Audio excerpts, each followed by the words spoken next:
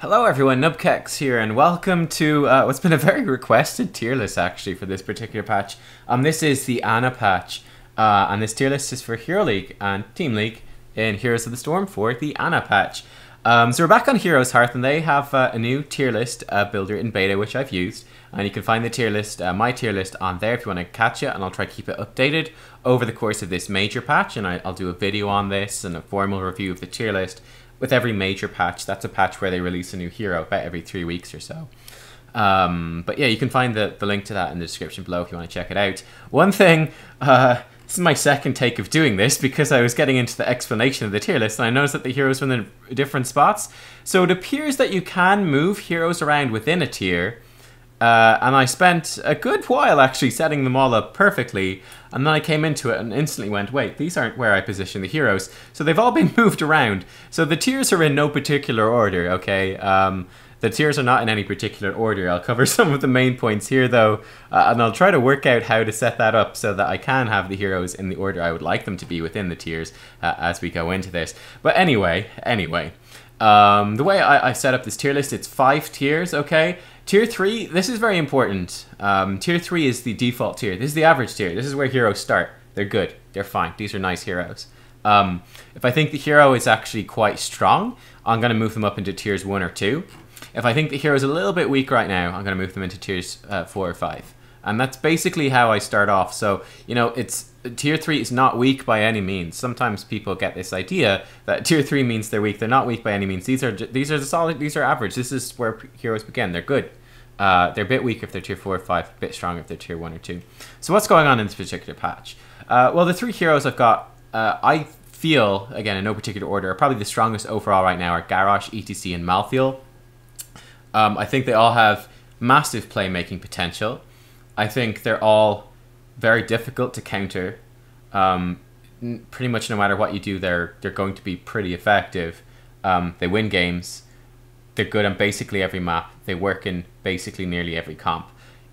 So I feel like these heroes are nearly always worth picking or banning. That's what I found. This will dip in quite a bit into tier 2 as well. These heroes are also really, really good. And one of the things you'll notice is that at the moment, I feel like double support is actually it's in a really good spot right now. Even still, it's in a really good spot. We've got a lot of double support strategies which are very strong. For example, I think Tassadar is very good right now. I think Tyrande is very good. Ana is very good. You know, they're kind of standard second support heroes as they were. Brightwing has also received a big buff in this patch, and I'm curious to see how Brightwing goes. But I think Brightwing will have a spot. You know, filling in, especially if one of those other double support options are banned or don't quite fit. So yeah, that's stuff to watch out for. Kind of curious to me, particularly in EU, having consulted stats and stuff, is that I've barely seen Morales played at all in Hero League in Europe.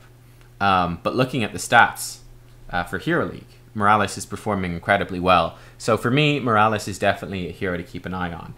In this particular meta, this particular patch at the moment. Ana is a very interesting one to me. Again, I wouldn't rate her actually this highly in the tier. I'd move her down quite a bit, but I do think that Ana is going to be very good, and Ana is definitely a hero to watch. Ana is very difficult to play. You have a skill shot heal and a 2-second cooldown. That's an immense amount of brain power that you have to dedicate to something to get maximum value out of it, on top of everything else that you are doing. I would not be surprised. Ana's kit is so good. I would not be surprised if you told me that, hey, you saw the future in like 2 weeks from now when people are on top of things and Ana is considered the most overpowered hero ever added to the game. I would not be entirely surprised. If you told me, you know, she's going to be banned in every pro game, I would not be entirely surprised. We will see how it goes. She's very difficult to play, but I feel like Ana will be very good once people get good with her. Something to watch out for. The exact same thing has happened with Calathea, I think. Again, he was a hero that I was really not scared of at the start, and that certainly bore true in my experience. People playing Calathea really made a lot of mistakes, but kind of started to get the hang of him in a pretty good way now, and he's definitely a hero to watch out for. We had the same thing with Genji as well. We get the same thing very frequently with new heroes that are difficult, that are challenging to play. Once people get a better grasp for how that hero goes, you start seeing that hero being way more impactful. So yeah, I think Ana is good. Crucially with Ana, in specific compositions, I think she could solo support. But generally speaking, you are going to pick her in the position of a second support, basically. And we'll see again how that pans out over the course of the tier. Any other big things to watch out for here? I don't think there's any other big surprises in these particular tiers. I just think that these heroes are overall just, they're just very, very good. I suppose ETC is one of the big ones that's seen a real resurgence in the last few patches, with Nubkeks, who's the previous king, being nerfed down quite a bit, and with Garrosh coming in, and just the other heroes that are popular right now. ETC he's fitting in really, really well. Okay, we've got tier 3, and these are the average heroes. Again, just the standard heroes. Again, I think here we have no massive surprises.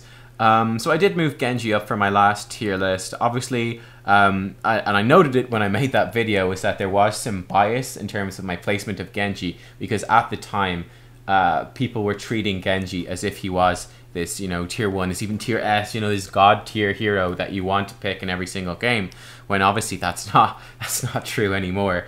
So I think this is probably a fair placement for Genji. Genji is certainly good. He's a good solid hero, but he's not the god tier hero he was. But he's still solid. And like I said, all of these heroes I think are quite solid. And when the composition suits them, when the map suits them, I feel like these heroes are perfectly legitimate picks. Ones to keep an eye on in here. Again, the order is all jumbled up. It really is all jumbled up. So I think Chromie has obviously received buffs in the last week. So she is one that I would be keeping an eye on personally. I'm very curious to see her in more games and see how these buffs to her finishing her quest earlier, for example, will have an effect on her.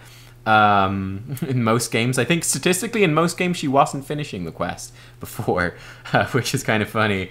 I think Lucio is coming back in to a certain extent. Currently, again, fitting in that double support thing. I think he's pretty decent. The buffs to him have made him a little bit better. I did a video on him the other day. Yeah, I don't think there's any major surprises there. Going into tier 4 and 5, so these are the heroes that the phrase I'm going for now, a little bit weaker. I think overall, they can in some games be very good picks. The phrase I'm going for is these are questionable heroes, as in if you want to go and pick Medivh, for example, I think they're questionable. You have to sit down and go, why are you playing Medivh? I mean, you have to give a pretty good answer, not just like, oh, well, I want to play him, or I think he goes well with this hero. You need something, you want to have something specific, as in, well, okay, they've drafted, Li Ming and Kerrigan. I can counter that with, my force of will. I'm going to ley line, seal their backline, so we've got some immobile backline, and we're going to collapse like this and this and this, and I got portal to the map. You want to give a pretty good explanation of why the hero is good. That's what I mean by questionable. So, yes, for example, Probius in some games could be immensely effective, but you want to be able to, explain why you're going to pick Probius over some of the other heroes. So, yeah, tier 4, again, I don't think there's anything too particularly radical here.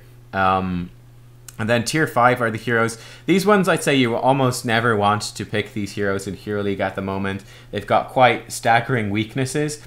There are, again, rare cases, I would say, where they might be an okay pick, but they will basically almost never ever be the best pick out of all the heroes that are still available to you in a given game that you could pick up. So yeah, this is how it looks like. There's also, this is a nifty little tool that they've added in this build, which is that you can sort, you can also, filter by role, which is obviously something I've in the past switched between doing overall tier lists and then tier lists filtered by role, and now you can do that with this setup over here. So you can see, for example, in Assassins that I've classed Malthael as the best one. We've got these strong Assassins, Jaina, Calathea, Greymane, Tracer, Vala, and Falstad. Then we've got a nice solid batch of just really good overall Assassins as well. Then we've got the ones that are a little bit more niche, that you want to have a good reason for picking them for the particular game, and then the ones that are fairly weak and you want a very, very good reason for picking them. Same thing over for, multi-class is Varian.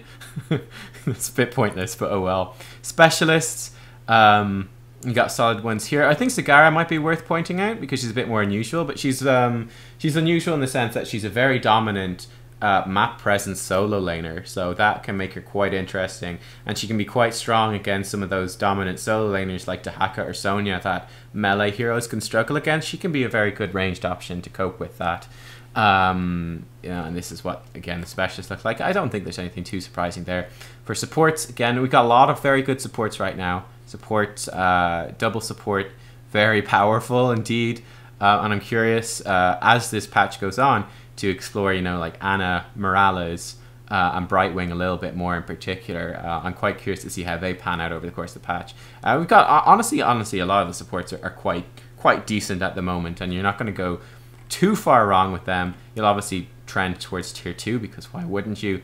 But you can do all right with tier 3, maybe even Lily if the circumstances really, really call for it. And then in the Warriors, obviously Garrosh and ETC standing out as being particularly good. Dahaka, Sonya particularly good in the solo lane. Arthas a fantastic option, because one of these will probably be banned or picked. Diablo great on some maps, and Nubkeks of course very good as well. Then we've got tier 3, these are even solid options and you can go for those.